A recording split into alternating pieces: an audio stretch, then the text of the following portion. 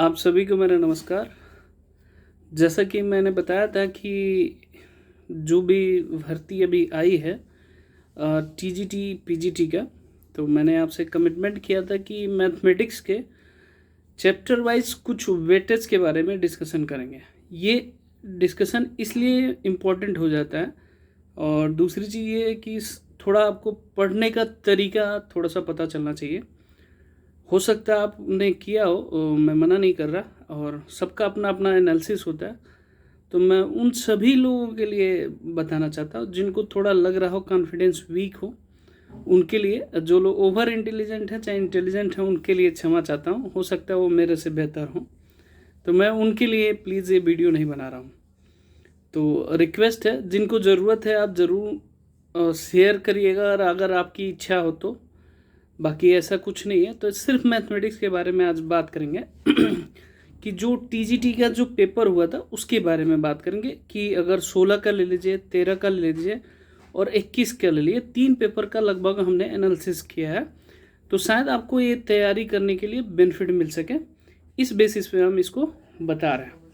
और ये topic wise बताने का मतलब ये है कि आपको शायद आइडिया लग जाए कि आपकी तैयारी कितनी बेहतर है और कितनी वीक है। तो सिर्फ टीजीटी की अभी बात कर रहा हूँ, पीजीटी की नहीं बात कर रहा हूँ।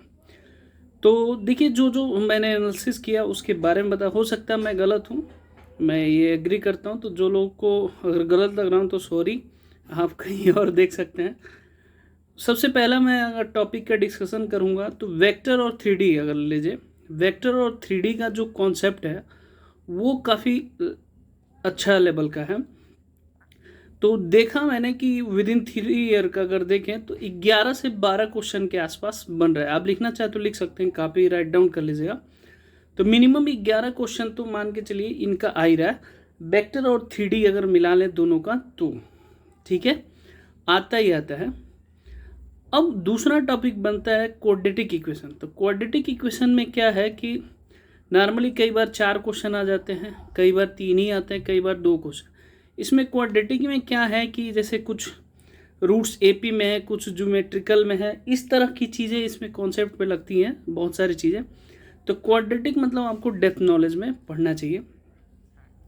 फिर अगर बात करें कि उसके बाद डिटर्मिनेंट एंड मैट्रिक्स है।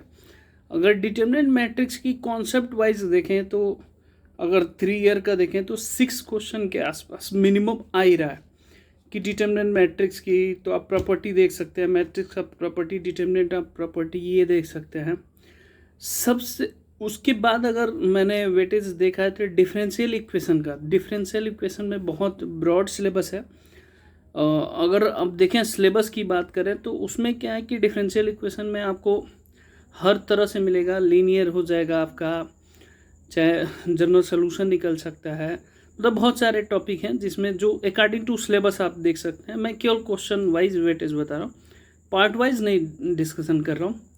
लिमिट के मैं देख रहा हूँ, नॉर्मली जो लिमिट के जो क्वेश्चन है हर साल लगभग 2 से 3 क्वेश्चन आ रहा है। फिर उसके बाद लीनियर अलजेब्रा, लीनियर अलजेब्रा का लगभग 6 से 7 क्वेश्चन का वेटेज हो रहा है लगभग लीनियर का। आप देखेंगे कि विद इन 3 ईयर का अगर बात करें तो ग्रुप की अगर बात करें तो 7 क्वेश्चन प्रीवियस ईयर था, 7 क्वेश्चन।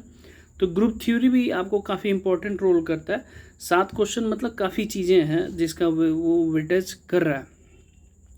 फिर अगर बात करें डायनेमिक्स जो हम पढ़ते हैं, डायनेमिक्स का अगर देखेंगे तो लगभग 5 क्वेश्चन के आसपास बन रहा है, मतलब डायनेमिक्स टॉपिक्स में।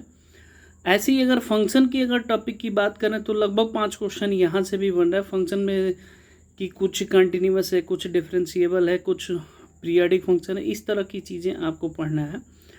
इंटीग्रेशन से अगर देखेंगे कि डायरेक्ट इंटीग्रेशन की अगर बात करें तो 2 से 3, 3 से 4 इसी के अराउंड ऑफ रह रहा है, तो इंटीग्रेशन भी आपके लिए इम्पॉर्टेंट है। रिलेशन एंड फंक्शन जो आप देखेंगे कि 2 से 3 क्वेश्चन आपको रहने की चांसेस है अगर प्रीवियस ईयर से अगर आप मैच करते हैं तो। फिर है परमुटेशन एंड कम्बिनेशन की अगर बात करें तो परमुटेशन एंड कम्बिनेशन की अगर आप देखें तो लगभग दोनों अगर मिला लें तो लगभग 3 से 4 क्वेश्चन के आसपास बनता है। फिर अगर टॉपिक स्टैटिक्स की बात करें तो स्टैटिक्स में मेरे हिसाब से 5 क्वेश्चन बनता है। कोनिक सेक्शन ये एक बहुत बड़ा इम्पोर्टेंट है। कोनिक सेक्शन में आप देखेंगे, आप इलिप्स हो गया, हाइपरगोला हो गया, पैरागोला हो गया, सर्कल हो गया, ये सारे चैप्टर कोनिक सेक्शन है, ये सबसे ज़्यादा टच करता है।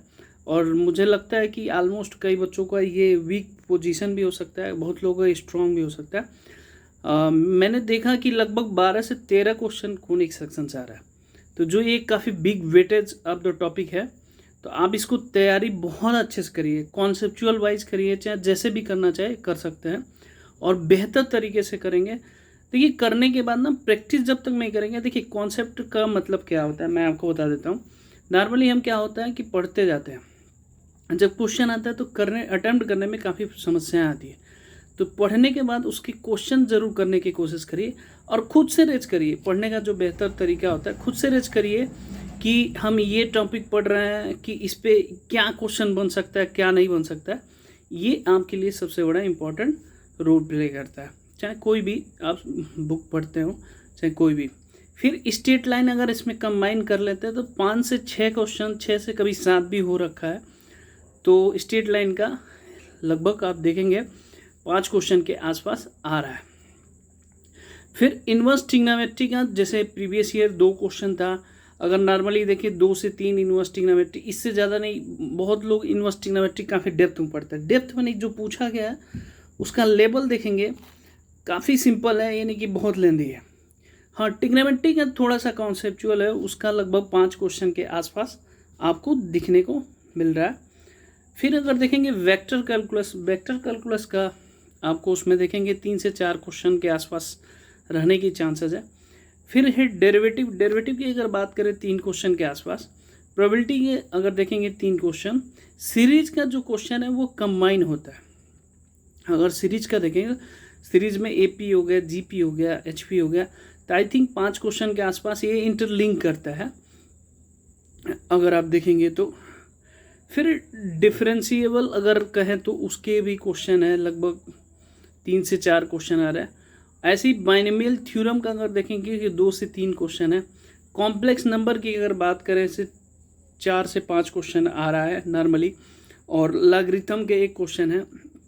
तो जो ये मैंने पूरा एनालिसिस छाटा है, अगर आप देखेंगे तो टोटल आई थिंक 120 क्वेश्चन के आसपास बन रहा है।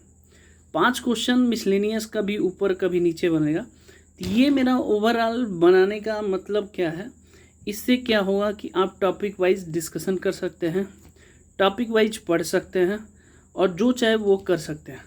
जैसा कि मैं सिलेबस देख रहा था इसका, तो जैसे पहले टॉपिक में लिखा है वाणिज्य गणित, अगर हिंदी की बात करें कॉमर्स और गणित, जिसमें वर्क है, समय है, चाल है, तो ये टॉपिक आपके लिए इम्पोर्टेंट 2 से 3 क्वेश्चन है। ऐसी स्टैटिक्स की अगर बात करें तो यहाँ पे भी आपको सेंटर टेंडेंसी है, ये सब चीज़ें हैं, आपको पढ़ना चाहिए।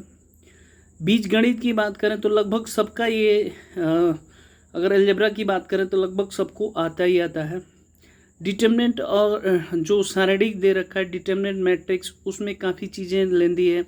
इसके अंदर आपको क्वाड्रेटिक इक्वेशन भी क्वाड्रेटिक बाइनोमियल थ्योरम भी आ रहा है, परमुटेशन एंड कम्बिनेशन आ रहा है, लॉगरिथम आ रहा है, एक्सपोनेंशियल आ रहा है। ये सब चीज़ें हैं जो आपको वेटेज करेंगे। ऐसी सेट थ्योरी है जो आपको इम्पोर्टेंट रोल प्ले करेगा। तो कुछ चीज़ें हैं सबसे ज़्यादा आपको जो, अगर ओवरऑल टॉपिक के अगर मेन सिलेबस की बात करें तो सबसे पहले पढ़िए निर्देशांक ज्यामिति, कोऑर्डिनेट ज्योमेट्री, जो बहुत इंपॉर्टेंट है आपके लिए। उसको अच्छे से तैयारी करके फिर उसका सिलेबस वाइज करिए। दूसरा है अवकलन और अवकलन, ये अच्छे से पढ़िए। देखिए इसमें क्या है कि आपको लीडिंग पॉइंट कौन सा होगा, इसकी थोड़ा सा बात कर देते हैं। देखिए नॉर्मली अगर किसी बच्चे से बात करेंगे जो मैथमेटिक्स के बच्चे हैं, तो लगभग मैं अगर बात करूं तो first part statics, algebra, determinant, set theory, और वास्तविक रियल एनालिसिस में थोड़ा सा कई जगह बच्चे फंसते हैं, और ट्रिग्नोमेट्री में थोड़ा सा फंसते हैं, और कोऑर्डिनेट ज्योमेट्री और डिफरेंस है। यही जो जिस बच्चे को आ गया वही सिलेक्शन प्रक्रिया आपको बेहतर बना सकता है। यही कुछ टॉपिक हैं, मैं फिर से रिपीट कर रहा हूँ, जो मैंने बताया एक रफ आइडिया बताया कि ताकि आपको पढ़ने का बेहतर तरीका पता चले कि हम इस पॉइंट ऑफ व्यू से पढ़ना चाहिए। बाकी अपना एनालिसिस खुद भी कर सकते हैं। मैं जस्ट एक पाथवे बनाना चाहता हूँ कि रास्ता कि आपके लिए काम है। जिसको नहीं देखना हो प्लीज़ मत देखिए मेरा वीडियो, ऐसा कोई मेरा बाउंडेशन नहीं है कि आप मेरा वीडियो ही देखिए। मैं स्ट्रिक्टली बोलता हूँ कि आप उन लोगों को डाइवर्ट मत करिए। मैं बहुत सारे लोगों को देखता हूँ कि इधर उधर कमेंट करते हैं, तो उन लोगों को मत देखिए कि आप किसी को डिस्टर्ब करिए। सबसे बेहतर है कि आप अच्छा करिए, टॉपिक वाइज डिस्कशन करिए। कोशिश करिए कि कोई मित्र आपके साथ तैयारी करता हो, उसके साथ डिस्कशन करके ज़्यादा बेहतर आपको रिजल्ट बन सकता है। तो ये सब चीज़ें इसलिए मैं बता रहा हूँ ताकि एक रफ आइडिया आपको लग सके। तो I hope best of luck, form भरिए, अच्छे से तैयारी करिए। ओके, जय हिंद, जय माता।